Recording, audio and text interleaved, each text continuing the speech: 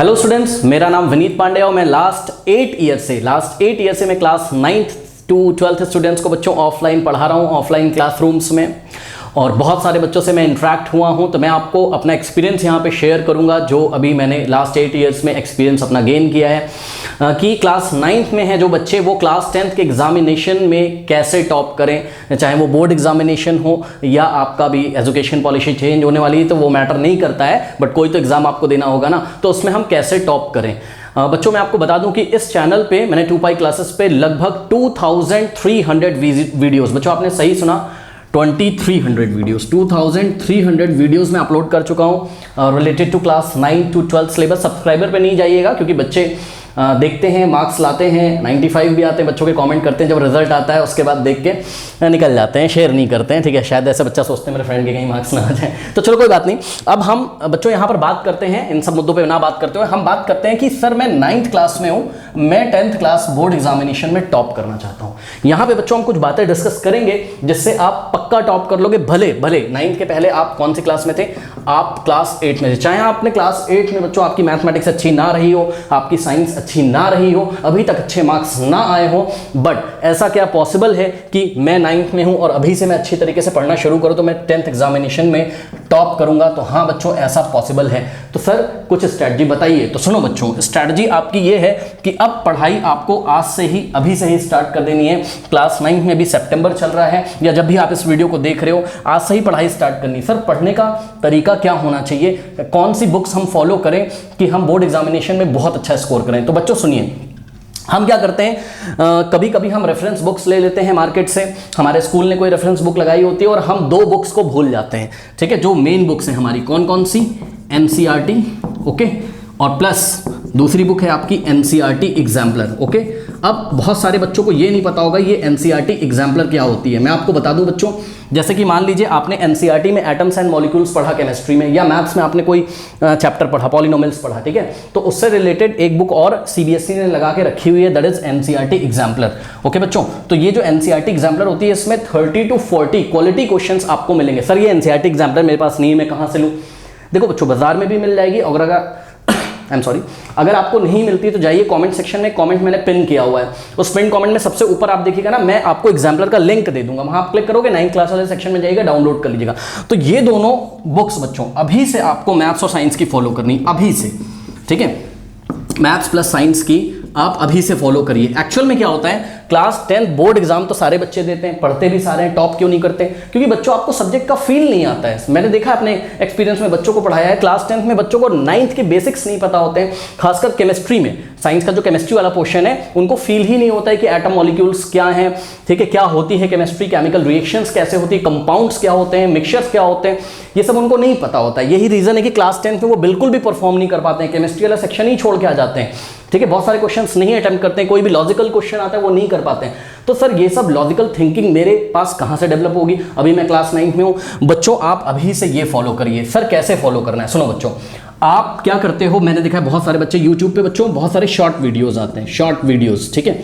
Short videos में क्या होता है कि आप देखोगे किसी ने 10 मिनट में चैप्टर फिनिश करा दिया है, किसी ने एटम मॉलिक्यूल्स को 1 घंटे में फिनिश करा दिया है, ठीक है, आपका मैथमेटिक्स भी लोग 1 घंटे में फिनिश करा देते हैं और आप लोग ये सब फॉलो करके बहुत खुश हो जाते हो। टॉपर्स ऐसा नहीं करते हैं। सुन लीजिए, आपको बच्चों एक चैप्टर को कम से कम 14 to 15 डेज का टाइम देना है, अच्छे से उसकी कॉपी बनानी। सर ये वीडियोस फिर मैं किसके देखूं? बच्चों देखिए, जिसने पूरा चैप्टर पढ़ाया हो आप उसके देखिए। आप मेरा लिंक भी फॉलो कर सकते हैं, मैं कमेंट सेक्शन में आपका पूरा सिलेबस में पढ़ा चुका हूं, उसको मैं कमेंट करके पिन कर दूंगा। वहां पर मैंने NCERT एग्जाम्पलर के भी लिंक आपको दे दूंगा और मैं आपको वहां पर NCERT के भी, मतलब जो लेक्चर्स हैं, पहले चैप्टर का लेक्चर होगा, फिर NCERT एग्जाम्पलर आपको करना है। तो पहले आपको लेक्चर देखना, ऊपर जो वीडियोस आ रहे होंगे, ठीक है, वो लेक्चर के वीडियो होंगे, मतलब वहां पे आपको क्लासेस मिलेंगी। और वो करने के बाद, फॉर एग्जांपल जैसे मान लीजिए आपने पॉलिनोमियल पढ़ लिया, कहां से? NCERT वाले लिंक से। 2 लिंक मिलेंगे, नीचे देखिएगा NCERT का होता है कि NCERT एग्जाम्पलर का। तो NCERT पे आपने क्लिक किया, पॉलिनोमियल पढ़ लिया, अब तुरंत क्या करना है, आपको NCERT एग्जाम्पलर वाले वीडियो भी देख लेने। तो इस तरीके से ये चैप्टर कंप्लीट हो जाएगा। बट आपको क्या करना है बच्चों, आपको कॉपी बनानी है।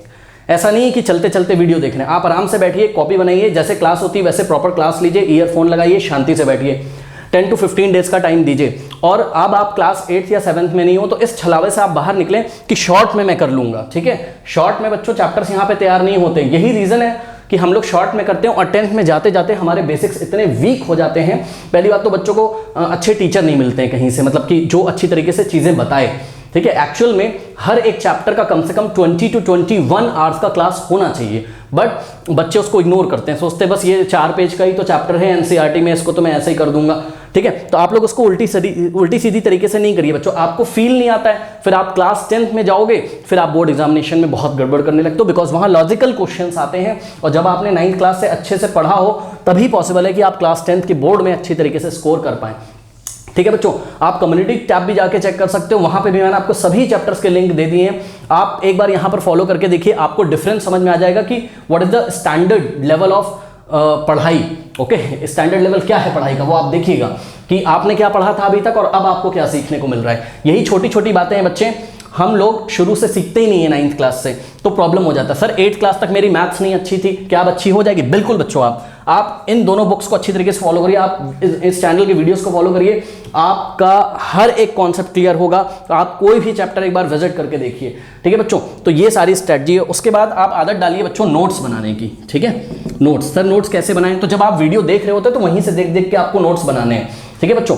अब वो जो नोट्स वाली कॉपी है उसको अपने पास रखिएगा। क्यों रखें सर? इसलिए रखें जैसे कि 9th क्लास में मान लीजिए पॉलिनोमियल है, ठीक है, तो बच्चों 10th क्लास में भी पॉलिनोमियल है, पता है आपको, और 9th का पॉलिनोमियल लिंक कर रहा है पूरा 10th क्लास से। ऐसे बहुत सारे चैप्टर्स हैं जो 9th के 10th से लिंक करते हैं। तो कहीं ना कहीं बच्चों हमारा बेसिस होता है क्लास 9th वाला, उसको हम इग्नोर कर देते हैं, ठीक है। साल भर हम पढ़ते नहीं 9th क्लास में अच्छी तरीके से, शॉर्ट में चीजें निपटाते रहते हैं, अपने स्कूल के टेस्ट देते रहते हैं, आगे बढ़ते रहते हैं। इस तरीके से जब हम 10th में पहुंचते हैं तो बेसिक्स हमारे इतने कमजोर हो जाते हैं कि हमें बड़ी परेशानी होने लगती है क्लास 10th में, और चीजें हमें समझ में नहीं आती हैं, ठीक है बच्चों। तो क्या करना है आज से आपको एनसीईआरटी पहले करनी है। एनसीईआरटी के लिए आप मेरे लेक्चर्स देख सकते हो, ठीक है। उन लेक्चर्स में मैंने एनसीईआरटी के अलावा अदर बुक्स के भी नोट्स को फॉलो किया हुआ है, वो नोट्स वहां पर आपको मिल जाएंगे। उसके बाद जब आप लेक्चर कर लें किसी भी चैप्टर का, फॉर एग्जांपल आपने एटम्स एंड मॉलिक्यूल्स पढ़ा केमिस्ट्री का, ठीक है, मेरे लेक्चर्स पहले देखिए, तुरंत आपको क्या करना है, एनसीईआरटी एग्जाम्पलर भी आपको तुरंत देखना है। अब ये सब चीजें बच्चों ऐसा नहीं कि 2 दिन में आप कर लोगे, ठीक है, इसमें टाइम लगेगा, ठीक है, इसमें टाइम लगेगा। जैसे आपका फ्रेंड बोलेगा ना, अरे मैंने तो चैप्टर कर लिया 2 दिन में, ठीक है, देखिए ये सब छलावा है, ये झूठ है, 2 दिन में चैप्टर नहीं हुआ करते हैं। आप सीनियर सेक्शन में, आपको बोर्ड का एग्जाम देना है, ठीक है, तो आपको टाइम देके करना है। अगर आपको कोई फ्रेंड बोल रहा है कि मैंने 2 दिन में फिनिश कर लिया, मैंने तो 1 घंटे में कर लिया, ठीक है, तो आप उससे 2 क्वालिटी क्वेश्चन एनसीईआरटी एग्जाम्पलर के पूछ के देखिएगा, बच्चे की हवा खिसक जाएगी, समझ में नहीं आएगा कि पूछा कहां से गया, ठीक है। तो इस तरीके से बच्चों अपने साथ धोखा ना करें, अभी से आप टाइम देना शुरू करें। उसके बाद बच्चे मेरे से पूछते सर कितने घंटे पढ़ें, तो मेरा ये मानना है कि अगर आप पढ़ाई से अभी से दिल लगा लो तो घंटे आपको गिनने नहीं पड़ेंगे बच्चों, ठीक है। पढ़ने को तो क्या, पढ़ने को तो आप 6 to 7 आवर्स पढ़ लो डेली, है ना, पर फिर भी आपको मिनिमम 4 आवर्स तो देने चाहिए, मिनिमम 4 आवर्स तो देने चाहिए। अब ये नहीं कि घड़ी के हिसाब से आपने 4 घंटे देखे, हाँ भाई 4 घंटे हो गए चलो उठ जाओ, ठीक है, ऐसा नहीं है। तरीका क्या होता है, rather than number of hours देखने के, आप एक काम करिए। क्या करें सर? आप बच्चों ये काम किया करिए कि जिस चैप्टर को आप उठा रहे हो, ठीक है, उस चैप्टर को अच्छी तरीके से 6 या 7 डेज या जो भी 10 डेज लगे, अगर ज्यादा बड़ा चैप्टर है तो उस चैप्टर को आप मैक्सिमम टाइम देके, अब चाहे दिन में आपका 4 घंटे हो जाए, चाहे 5 घंटे हो जाए, चाहे 6 घंटे हो जाए, ठीक है, मैक्सिमम टाइम देके उसको फिनिश करिए। फिनिश करने का ये मतलब होता है कि आपने क्या करना है, आपने वीडियोस देखने हैं, वीडियोस देखते देखते नोट्स बनाने हैं, उसके साथ आपको, उसके बाद आपको एनसीईआरटी एग्जाम्पलर करनी है। जब आप ये वीडियोस करोगे तो आपका एनसीईआरटी तो ऐसे ही सॉल्व हो जाएगा। उसी में मैंने आपको मैक्सिमम क्वेश्चन करा दिए हैं एनसीईआरटी के, ना मिले तो कोई बात नहीं, आप गूगल से सर्च कर सकते हो, जो क्वेश्चन नहीं मिलेंगे वो आपसे खुद बन जाएंगे। जो इंपॉर्टेंट क्वेश्चन है वो मैंने करा दिए हैं और बाकी सारे क्वेश्चन का आंसर आपको लेक्चर में खुद ही मिल जाएगा। एनसीईआरटी एग्जाम्पलर बच्चों टफ होती है, इसमें क्वालिटी क्वेश्चन होते हैं, तो हर एक क्वेश्चन का सोल्यूशन मैं एक्सप्लेनेशन के साथ ले आता हूं। तो ये दोनों चीजें आप बच्चों आप फॉलो करिए। आप देखिएगा आज से 2 या 3 महीने के बाद, ठीक है, आफ्टर 2 और 3 मंथ्स आप में चेंजेस आने लगेंगे और आप देखोगे कि जो बच्चे क्लास 8th में आपसे आगे रहते थे वो आपसे धीरे धीरे अब पीछे होने लगेंगे। पक्का बता रहा हूं, आप इसको फॉलो करके देखिए, जोश को बरकरार रखिए, डेली पढ़िए बच्चों। आफ्टर 2 और 3 मंथ्स, आफ्टर 6 मंथ आपके जो टॉपर बच्चे थे क्लास 8 के, ठीक है, वो आपके सामने कुछ रहेंगे नहीं, पक्का मैं बता रहा हूं। जब आपके कॉन्सेप्ट क्लियर होने लगेंगे तो आप में एक क्या बोलते हैं, एक आप देखिएगा, आप एक अजीब सा चेंज आएगा, वो आपको बाद में ही पता चलेगा जब आप पढ़ना शुरू करोगे इस तरीके से, ठीक है। तो ये बिल्कुल सही स्ट्रेटजी है बच्चों। उसके बाद मैं आपको बता दूं कि अगर इसके अलावा भी आप कुछ फॉलो करना चाहते हो तो मैं बता दूं, साइंस में आप फॉलो कर लीजिए। क्या साइंस में आप फॉलो कर लीजिए बच्चों एस चांद, ठीक है। एस चांद की फिजिक्स, केमिस्ट्री और बायोलॉजी की 3 डिफरेंट बुक्स आती हैं, आप इसको फॉलो कर सकते हो। इसके अलावा मैथ्स के लिए इतना इनफ है, साइंस के लिए भी इतना इनफ है, पर फिर भी कुछ बच्चों को अगर और पैशन है पढ़ने का तो आप आर.डी. शर्मा या आर.एस. अग्रवाल दोनों में से कुछ भी आप प्रेफर कर सकते हैं। और आर.डी. शर्मा, बच्चे बोलते हैं सर मैं पूरा लगा लूँ, आप जाके बच्चों से पूछिए किस बच्चे ने पूरी लगा ली आज तक। बच्चों लग नहीं पाती पूरी, बट अगर आपको फिर भी लगाना हो तो आप आर.डी. शर्मा के एग्जाम्पल्स या आर.एस. अग्रवाल के एग्जाम्पल कर लें। आप एक चीज देखोगे बच्चों, जब आप एनसीईआरटी एग्जाम्पल लगा दोगे ना तो सिमिलर क्वेश्चंस, चाहे 9th क्लास हो चाहे 10th क्लास हो, सिमिलर क्वेश्चंस आपको आर.डी. शर्मा और आर.एस. अग्रवाल में मिलते चले जाते हैं, ठीक है। क्योंकि ये जो बुक्स लिखी गई हैं आर.एस. अग्रवाल और RD. Sharma, which is on the basis of CBSE syllabus, तो बच्चों को कहीं ना कहीं एनसीईआरटी को ही फॉलो करते हुए लिखी गई हैं। तो main thing is NCERT and NCERT exemplar, ठीक है। ऐसा नहीं कि आपने ये नहीं पढ़ा और आर.डी. शर्मा पढ़ लिया तो अच्छी बात तो नहीं होगी, क्योंकि आप टॉपिक वाइज नहीं चल पाओगे उस हिसाब से जैसे सीबीएसई आपको चलाना चाहता है, ठीक है बच्चों।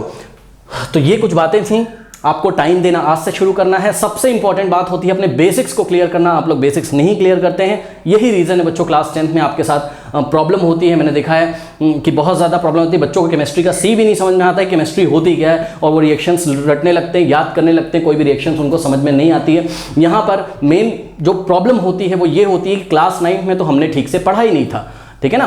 तो क्लास 9th में अगर आप हो तो अभी से बच्चों सावधान हो जाएं और पढ़ना स्टार्ट करिए। और YouTube पे जो शॉर्ट में वीडियोस आते हैं, आप लोग इधर उधर से जो शॉर्ट में निपटाते हैं, इन सब चीज़ों को फॉलो करना आप छोड़ दीजिए। देखिए आपको अगर लॉन्ग कहीं से वीडियो मिल रहे हैं, पूरा चैप्टर कहीं से मिल रहा है, मैं ये नहीं कह रहा हूँ इसी चैनल से पढ़ो, कहीं से पढ़ो, बट जिसने पूरा पढ़ाया हो, जिसका आपको समझ में आता हो, आप वहाँ से पढ़ो। शॉर्ट में करते करते आप अपना बोर्ड एग्जामिनेशन खराब कर लोगे और कोई फायदा नहीं। देखिए बच्चों, जो चीज़ें आनंद देती है ना, मन को जो खुशी देती हैं, इंसान उसी को फॉलो करता है, ठीक है। तो आप क्या करते हो, आप क्या, मेरी भी आदत है कि भाई कोई कठिन काम है अगर वो शॉर्ट में हो जाए, आसानी से हो जाए, कम टाइम में हो जाए, है ना, तो बड़ा मजा आता है। तो अभी तो आपको बड़ा अच्छा लग रहा होगा शॉर्ट में चीजें निपटा के।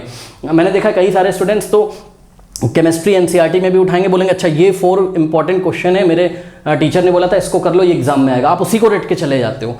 फिर आपको इसका खामियाजा भुगतना पड़ेगा क्लास 10th के बोर्ड एग्जामिनेशन में, क्योंकि वहां बड़े लॉजिकल क्वेश्चंस आते हैं। तो हमको आज से ही पढ़ना है, और डरिए नहीं कि इतना बड़ा सिलेबस है, सच में सिलेबस बड़ा है, ठीक है, बट डरना नहीं है आपको टाइम दे के पढ़ते जाना है। तो शॉर्ट से आप बचिए। सबसे इंपॉर्टेंट चीज़ ये है कि शॉर्ट चीज़ें बच्चों आप करना छोड़ दीजिए। शॉर्ट में ज़िंदगी नहीं चलती है, शॉर्ट में पढ़ाई नहीं होती है। सीबीएसई ने 1 साल का टाइम आपको दिया हुआ है 9th क्लास अच्छे से क्लास 10th के बेसिक्स को सीखने के लिए। तो आशा करते हैं आपको चीज़ें समझ में आ गई होंगी। और कमेंट सेक्शन में जो पिन कमेंट है बच्चों उसको चेक करिए, वहाँ पूरा सिलेबस मैं आपका लगा दे रहा हूँ, ठीक है। तो आशा करते हैं आपसे हम नेक्स्ट वीडियो में भी इसी चैनल पे मिलेंगे, ठीक है। कोई और भी क्वेरी हो तो कमेंट सेक्शन में आप क्वेरी कर सकते हैं, कमेंट करिए नीचे, मैं उस टॉपिक पे वीडियो बना दूंगा।